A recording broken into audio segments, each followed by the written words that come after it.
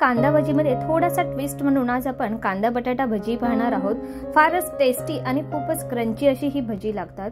तर चला व्हिडिओला स्टार्ट करूया। व्हिडिओ शेवटपर्यंत नक्की पहा आणि आवडला तर व्हिडिओला लाईक अँड शेअर जरूर करा। इथे मी बारीक चिरलेला कांदा घेतलेला आहे, त्यानंतर बटाटे घेतलेले आहेत, मी छान असा बारीक किस करून घेतलेला आहे। एकदम छोटे छोटे स्लाइस घ्यायचे आहेत। थोडंसं बेसन पीठ आणि थोडंसं आपण तांदळाचं पीठ घेतलेलं आहे। हळद, मीठ, त्यानंतर लाल तिखट, थोडीशी काश्मीरी लाल पावडर आणि आलं लसूण पेस्ट। आता छान असं बॅटर आपण मिक्स करून घेऊया। तर पाहू शकता आज मी इथे घेतलेला आहे उभा चिरलेला कांदा, त्यानंतर घेतलेला आहे बटाट्याचे पातळ स्लाइस। बेसन पीठ आपण जेवढं घेऊ त्याच्या अर्ध्या प्रमाणामध्ये आपल्याला तांदळाचं पीठ घ्यायचं आहे। आलं लसूण पेस्ट आणि आपला नेहमीचे मसाले। आलं लसूण पेस्ट तुम्ही रेडीमेड पण वापरू शकता किंवा जर तुम्ही घरी बनवलेली यूज करत असाल तरी देखील चालणार आहे। सुरुवातीला आपण छान असं पीठ भिजवून घेण्यासाठी आपण कांदा एका बाउलमध्ये ॲड केलेला आहे। त्यानंतर तेवढ्याच क्वांटिटीमध्ये आपण बटाटा देखील घेतलेला आहे। पाहू शकता फारच पातळ स्लाइस इथे मी करून घेतलेले आहेत।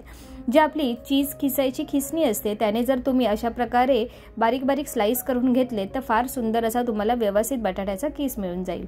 तर इथे थोडंसं मीठ ॲड केलेलं आहे। छान असं याला पाणी सुटेल त्यासाठी आपण कांदा आणि बटाटा छान असा मिक्स करून घेऊया आणि जे काही आपण मीठ ॲड केलेलं होतं ते व्यवस्थित असं पूर्ण एकजीव होईपर्यंत छान असं आपल्याला मिक्स करून घ्यायचं आहे।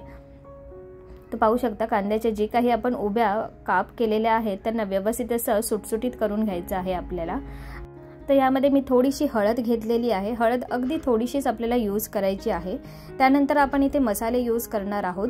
कांदा लसूण मसाला मी इथे 1 चमचा यूज केलेला आहे आणि थोडीशी काश्मीरी लाल पावडर। तुम्ही तुमच्या चॉईसने इथे नॉर्मल जर लाल मिरची पावडर यूज केलीत किंवा घरगुती मसाला यूज केलात तरी देखील चालणार आहे। त्यानंतर इथे मी आलं लसूण पेस्ट देखील ॲड केलेली आहे। अगदी 1 चमचा आपल्याला व्यवस्थित अशी ॲड करून घ्यायची आहे।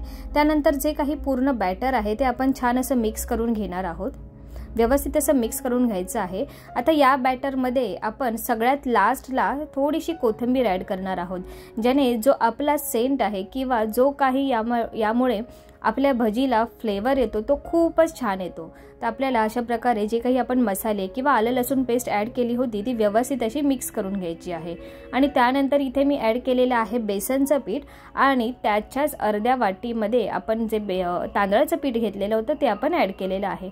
छान असं आपल्याला मिक्स करून घ्यायचं आहे जेणेकरून पूर्ण पीठ व्यवस्थित असं आपल्या कांद्या आणि बटाट्याच्या मिश्रणामध्ये छान असं एकजीव होऊन जाईल।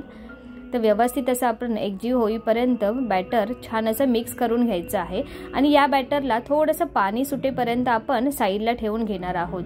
पण त्यापूर्वी पाहू शकता आपण व्यवस्थित असं पूर्ण बॅटर मिक्स करून घेत आहे जेणेकरून पूर्ण कांद्याचं किंवा बटाट्याचा जो काही छान असा फ्लेवर आलेला असतो मसाल्यांचा तो व्यवस्थित असा आपल्या पिठाला देखील लागेल।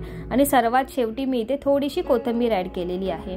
तर एक 5 ते 10 मिनिटांनंतर पाहू शकता आपल्या बॅटरला थोडंसं पाणी सुटलं होतं।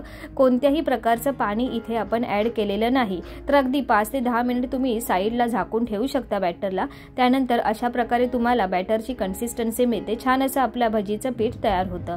आता आपण व्यवस्थित असं भजी छान अशी फ्राय करून घेणार आहोत। या ठिकाणी तुम्ही पुन्हा एकदा थोडीशी कोथिंबीर ॲड करू शकता किंवा जर नाही ॲड केली तरी देखील चालणार आहे। तुम्ही तुमच्या आवडीप्रमाणे इथे कोथिंबीर ॲड करू शकता। मी थोडीशी अजून ॲड केली होती जेणेकरून फ्लेवर तर भजीला छान येईलच आणि भजी दिसण्यासाठी देखील फारच अप्रतिम दिसतात। आता पूर्ण बॅटर छान असं मिक्स करून झाल्यानंतर इथे मी कढई ठेवली होती। कढईमध्ये थोडंसं तेल आपण गरम करण्यासाठी ठेवणार आहोत। भजी व्यवस्थित असे यामध्ये बुडतील किंवा व्यवस्थित असं तेल आपल्याला घ्यायचं आहे जेणेकरून भजी छान अशी फ्राय होतील। एकदम कमी जर तेल तुम्ही इथे यूज केलं तर व्यवस्थित अशी भजी आपली तळून होत नाही। पाहू शकता आपल्याला एवढं तेल घ्यायचं आहे जेणेकरून भजी आपली व्यवस्थित अशी तळून निघतील। तर इथे आपण आपल्या चॉईसने कोणत्याही शेपने भजी टाकू शकतो किंवा पाहू शकता मी अगदीच थोडंसं बॅटर हातामध्ये घेऊन भजी छान अशी तेलामध्ये सोडून घेत आहेत। फार सुंदर अशी ही भजी बनतात।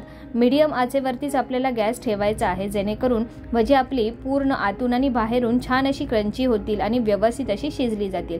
जर तुम्ही अगदीच हाय फ्लेमवरती गॅस ठेवलात तर त्याने काय होतं भजीला लालसर रंग तर येतोच पण भजी आतून छान अशी शिजली जात नाहीत। त्यामुळे व्यवस्थित असं आपल्याला मीडियम आचेवरती ठेवूनच भजी तळून घ्यायची आहेत।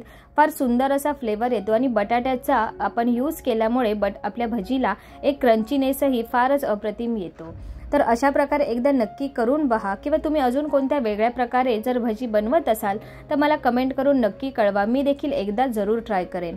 तर पाहू शकता अशा प्रकारे थोडंसं 1 ते 2 मिनिट आपल्याला छान असं भजींना तळून घ्यायचं आहे, जेणेकरून त्यांचा क्रंचीनेस छान असा भजीमध्ये येईल आणि खूप व्यवस्थित अशी आपली भजी तळून निघतील।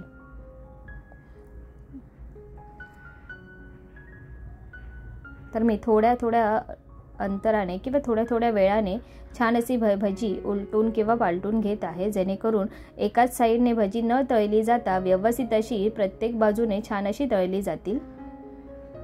तर अशाच प्रकारे आपण पूर्ण जे काही आपण भजीचं बॅटर ॲड केलं होतं ते छान असं काढून घेणार आहोत। पाहू शकता या ठिकाणी आपली भजी छान अशी लालसर रंगावरती तळून झालेली आहे। तर सगळे आपण आता काढून घेणार आहोत, एका डिशमध्ये आपण सर्व करणार आहोत।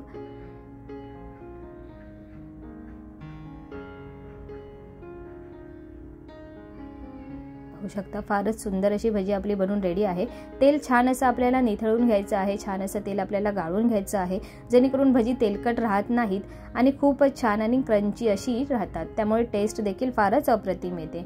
तर आता ही सगळी भजी मी एका डिशमध्ये काढून घेणार आहे आणि त्यानंतर जे काही बॅटर अजून माझ्याकडे शिल्लक आहे त्याने देखील मी इथे भजी तळून घेणार आहे। तर सगळं बॅटर काढून झाल्यानंतर इथे थोडंसं जे काही बॅटर होतं माझ्याकडे शिल्लक त्याने मी अजून थोडीशी भजी तळून घेतली होती। पाहू शकता मीडियम आचेवरती गॅस ठेवल्यामुळे छान अशी भजी तळली जातात आणि बॅटर ॲड केल्या केल्या छान असं त्यांना बबल्स येत आहेत। पाहू शकता फार सुंदर अशी भजी आपली तळून होतात। तर ही देखील भजी ॲड केल्यानंतर छान अशी आपली तळून झालेली आहेत, ही देखील आपण काढून घेणार आहोत। छान लालसर रंग येईपर्यंत आपल्याला भजींना छान असं तळून घ्यायचं आहे। अगदी साधी सोपी रेसिपी आहे, अगदी घरगुती मसाल्यांमध्ये कोणत्याही सोड्याचा उपयोग न करता खूपच क्रंची अशी ही भजी बनतात, कारण यामध्ये आपण तांदळाच्या पिठाचा उपयोग केलेला आहे, जो भजीमध्ये फार सुंदर असा क्रंचीनेस आणतो।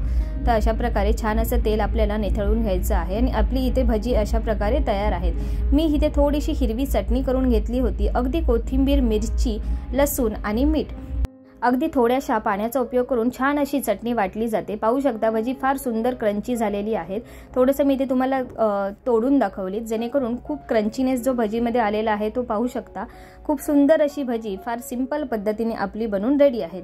तर पुन्हा भेटूया अशाच एका नवीन रेसिपी सोबत नवीन व्हिडिओमध्ये।